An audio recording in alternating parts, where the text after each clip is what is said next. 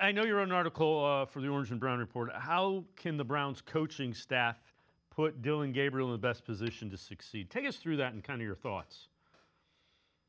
So I think the Browns did actually a really good job in terms of this game. First, they were not afraid to put a whole bunch of guys on the field and run the ball.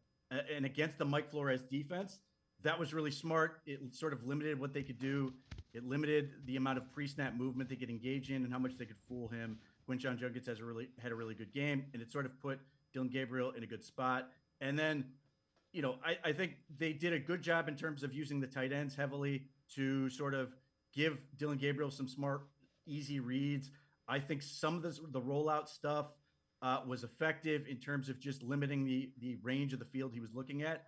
And then, look, I give Dillon Gabriel a ton of credit. I thought he saw the field really well and sort of passed that test against that defense. So those things really help. Now, the one element I think the Browns need to get to, and there's some reasons they still haven't gotten there yet.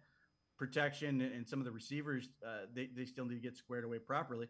Eventually, they need to start stretching the field deep. They need to sort of create opportunities because whether it was the Vikings or this week coming up the Steelers, somebody's going to try to jump one of these underneath routes, and you run the risk of giving up a big turnover, potentially a defensive score. Are you surprised that they didn't do more of the rollouts and the drags with, you've got the two tight ends, Corley's another guy, or did you get how much of what they did is dictated by Flores' defense, I guess is kind of what I'm getting at. I think most of the stuff was dictated by the fact that they were still rolling with KT Leviston at left tackle, and you're largely going to roll out to his left, given that he's a left-handed quarterback. Not only that, it felt like KT Leviston was really focused on protecting the inside gap for the sake of trying to clear the vision for Dillon Gabriel looking to his left, and it gave up some quick pressures to the outside as a result. But the other part of that is I think the Browns got to a point where they felt comfortable leaving Dillon Gabriel in the pocket. So to your point, yes, I was a little surprised, but that's one, because of personnel. I think everybody was hoping they could get Cam Robinson up and running faster than they did.